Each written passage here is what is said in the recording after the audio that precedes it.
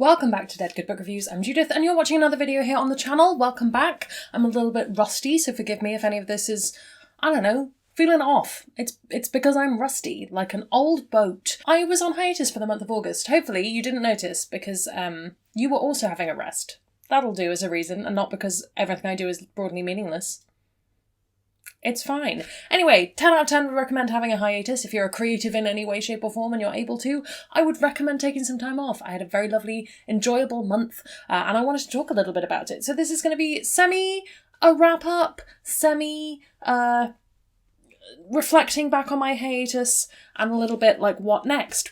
How do I implement the things that I have learned? Let's start with what I read, because that's why you're here, I assume. I read 20 books in August, which I'm very pleased with. That's actually around about what my normal average is, so taking the month off didn't totally ruin that. I suspect had I really put my mind to it, I could have read a bit more, but that wasn't the point of the exercise. Let me hit you with some highlights, because I did actually record everything that I read on my Patreon, so my patrons got exclusive access to that, and I'm just going to hit you with like some of the things that I really enjoyed. I read most of, not all of, Naomi Novik's Temeraire series. I got to the end of book 7 of 9, all via audiobook, and I really enjoyed all of them. I think it's an interesting series, and I'm definitely going to be making a video review of the whole series, but it's been on my to-do list, or my like, not my TBR, but my list of things I would like to read in my lifetime. It's been on there for a very long time, and I was really, really excited to get to it. And yeah, just really loved really getting into a series like that. It's been enjoyable, and I don't think it would be the same if I'd had a lot of other bookish commitments in the middle of things. One book I actually ended up reading twice. I read Into the Riverlands by Nevo twice, once on holiday with some friends,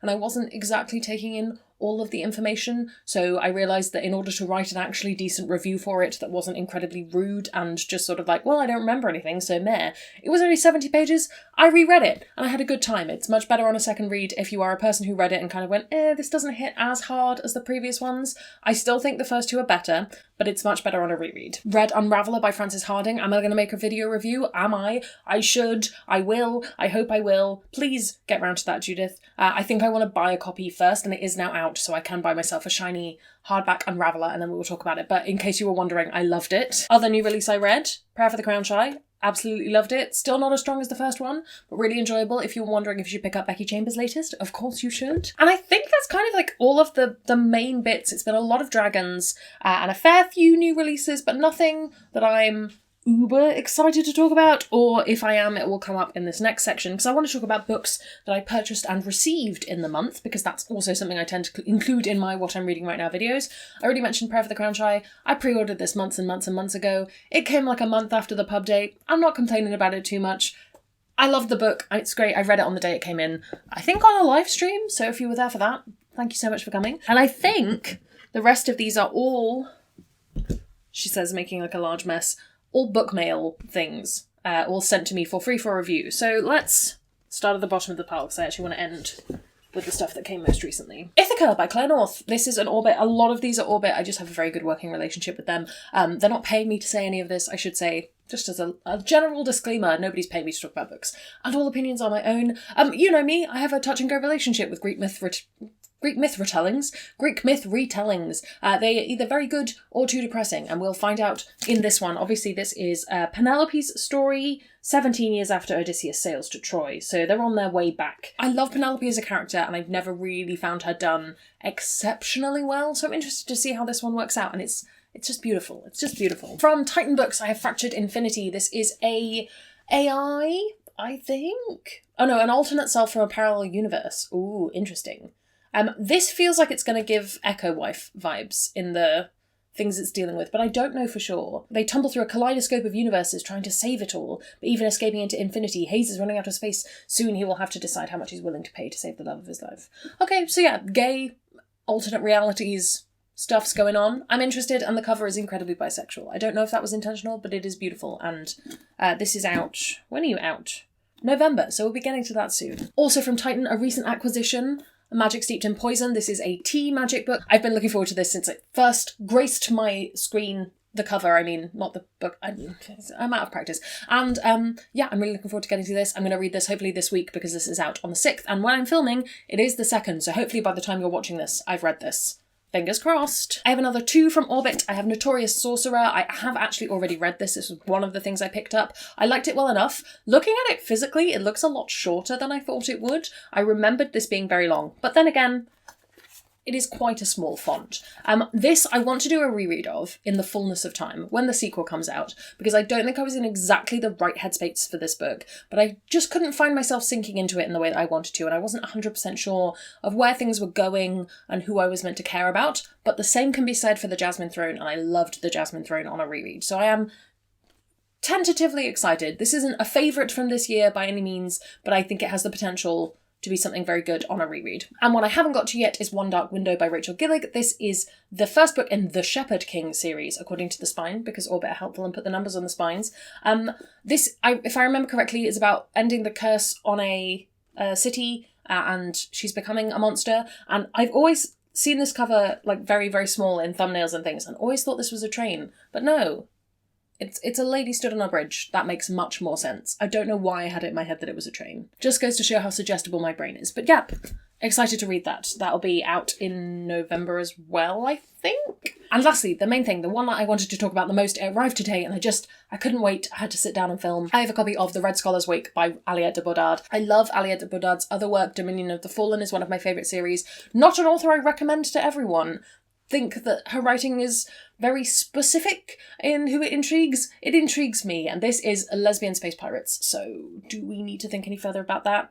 I don't think we do. It's absolutely beautiful. Very excited. Going to be picking that up soon because it's out in November. I don't think I bought any other books. Did I talk about Crumbs already? This graphic novel I was sent? I think that might have been last month. I've lost all track of reality. Other things I did on hiatus, I made my bell dress, the video for which is already up. If you would like to go and check that out and give that some love, I would appreciate it. It was a fun project to do. I joined a gym. Not sure how I'm feeling about it, but like I did that. I did a bunch of other sewing things. I made some tiny LARP shirts for a baby. I think I already talked about those. This hiatus has really shown me that without BookTube, I say yes to more things, and it's partly because I'm on such a tight schedule all the time because I'm producing quite a lot of content. Like 3 videos a week is a lot to produce, and like I got to go to London for a friend's birthday, I went to Bristol for a hen weekend, I just seen friends, had dinner with people. It's been lovely, expensive. It's been an expensive month.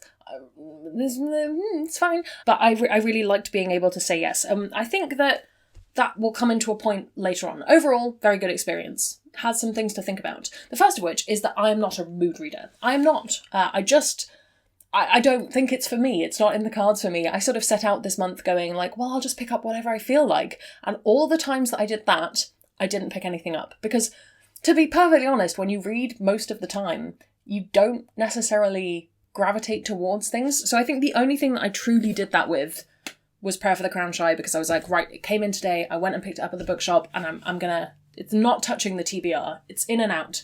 And in an ideal world, I think that's how I would work when I've read down all of this stuff. Getting to a point where I can just pick up a book and read it and then it's done would be kind of the dream, because I really need the direction of a schedule for my arcs and when I'm going to read things. I need past me telling me what I need to do, or I need it to just be, well, then you pick up the next book in the series, like I did with Temera, where it was kind of like, well, that's one audiobook done, immediately download the next one. I don't know why. If you are a person with any kind of information on brains who can tell me why that is, I would really love to know. But no, I don't mood read. It's not something that's in the cards for me at the moment. I'll probably take that back in a year, you know? I'm a person who changes quite frequently, but this has really shown me that I need that schedule, because what I ended up doing was reading my review copies in publication order and also reading Temera. I enjoyed doing that. It's not a bad thing to do, but it's interesting to really hammer home, like, no, not a mood reader, can't do it, not my vibe. I need alphabetical order, I need structure, I need all those things to function. And I think the other thing I learned is that I really don't... How do I want to phrase this? I don't think I want to create videos that I'm not passionate about. I know that sounds really silly because it kind of implies that I haven't been passionate about the stuff I've been making, but I think not making the Thursday videos has really shown me that I was very much in like a just create the content. And I still am that in some ways with things like Overbooked, because that has that structure and that it's just on to the next one. And similarly with Animorphs, we're on to the next one. I'm so close to being done though. And I think thinking about that critically and thinking about that in terms of what's going to fuel me and what's going to make me excited. I actually prefer something that I've invested a bit more time into. So things like the sewing projects I actually really enjoy making, and I've got a few other ideas, and things like when I did my come on brain, you're looking at it, Anna Marie McLemore read along. I really enjoyed that time and that structure, and I think I want to invest more time in bigger projects. So where last year I took a hiatus and then I stopped vlogging, so I removed my Saturday video. This year I think I'm going to not remove, but not strictly post videos on Thursdays unless I have one to post, and just give myself a bit more flexibility in the schedules. So there will always be a video on Monday because I really enjoy making Overbooked. I find it really satisfying and I like making book reviews. There will always be a video on Friday unless I, for some reason, can't manage it. That's like always been it's such a tight turnaround on Friday Reads videos that like it's not worth doing, or what I'm reading right now videos, to be legally distinct from Angela's videos. I really enjoy making those. I like the immediacy of it. I like talking to people about books that I'm currently reading, like that's very exciting.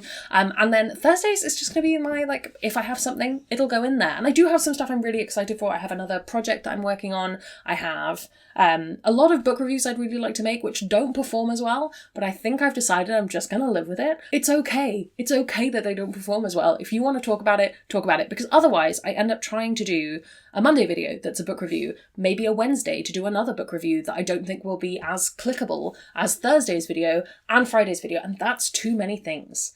It just is. It's too many things, and it's not sustainable, and it's not creative enough for me, and yeah, I'm just gonna try and develop my editing skills, try and develop the way I talk about books a bit more, and just try and like invest some more into what I'm making, rather than going like, well, I have to make a Thursday video, so what can I manage, rather than what do I want to manage. That's the plan. There'll still be Animorphs, there'll still be Thursday videos, it's just not going to be every single Thursday. I'm giving myself permission to not post every single Thursday. Would I recommend taking a hiatus? Would I recommend turning things off? I think it has pros and cons. Obviously, analytics are analytics and algorithms are algorithms, and it's going to be a bit of a pain to get back to where I was. But overall, for me personally, where I'm not financially dependent on this, though you're watching the ads is very much appreciated in our current economy, I think that this is something I will continue to do every year. Honestly, if I could have put it to 6 weeks, I would have done, but it was stretching it a bit, and I think at 6 weeks I would have gone, well, why do I need to go back? And that's not acceptable. I love this. This is what I love to do. I just need to find the things that I love about it again. And yeah, and keep on keeping on. Let me know how your August has been. What have you been reading? What have you been up to? I would love to hear down in the comments below. While you're down there commenting, if you haven't already, please do subscribe. It makes me feel loved and appreciated, and it helps out with that pesky algorithm, so you should definitely do it. Nothing makes me feel more loved and appreciated than my patrons over on Patreon, who get exclusive access to bonus content and early access to videos. They got big rundowns of all that was going on in my life across this month, so if you want an example of that, that's what that was. So yeah, if you'd like to join their number, that's linked below as well. Thank you so much for watching. That's all from me, and I will see you in the next one. There's gonna be some bloopers now. I'm gonna check my audio is still running. Go back on the shelf.